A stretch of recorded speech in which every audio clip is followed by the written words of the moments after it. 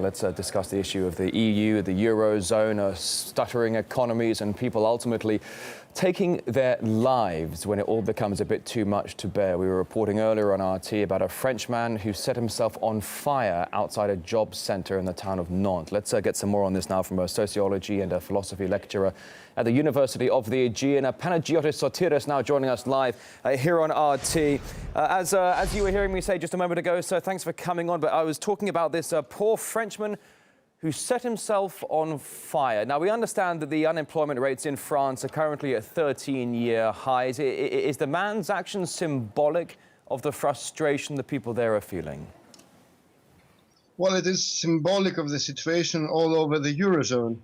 And I think that people in Europe are realizing that what has been happening in the European South, and especially Greece, in the past 2 or 3 years has not been an exception. It is going to be the rule all over Europe. Greek social situation currently is very close to a social disaster.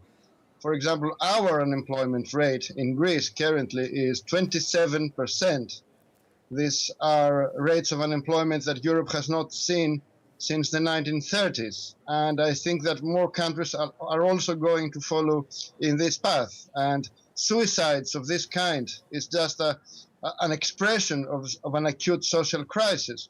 Greece has already experienced a rise in suicides in the past years. You talk about Greece. I mean, certainly it was maybe a year and a half ago. I remember the story of a man shooting himself on the steps of Parliament in Athens, showing his grief with the ongoing financial situation. You mentioned Greece. My numbers here: more than 60% of the country's youth are unemployed. How can Greece turn it around? What do you think? What do you think of the prospects, even? Because, as we know, they've been dealing with severe austerity for quite some time now. Well, if we continue along the path chosen until now by the European Union and the International Monetary Fund, namely the path of austerity and even more wage cuts, budget cuts, we're just going to see more deterioration of the social situation in Greece. We are trapped inside a vicious circle of austerity and recession, and with the current policies, there's no way out of it. And I think that this image of stability projected by the European Union or the IMF, in the sense that, okay, Greece is doing well, is not real.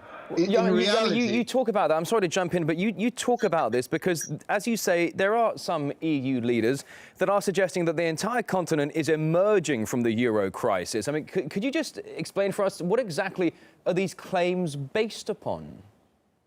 Well, I think that they have to explain what they are based upon, because in reality, the Eurozone is officially in a recession.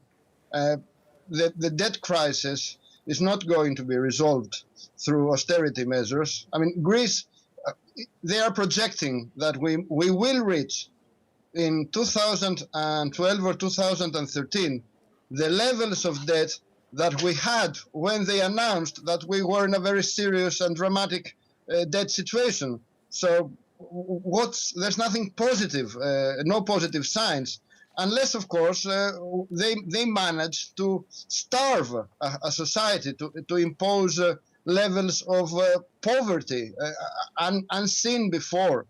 Of course, if Greece somehow, the Greek people, manage to, let's say, survive on average wages of 200 or 300 euros per month, then yes, maybe there might be some sort of balance in budget, in the economy, but the social situation is going to be a complete catastrophe.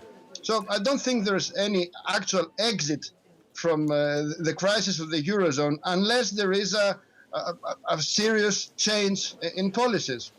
All right, a social analyst and philosophy lecturer at the University of the Aegean, Panagiotis Sotiris, thank you very much for coming on RT today.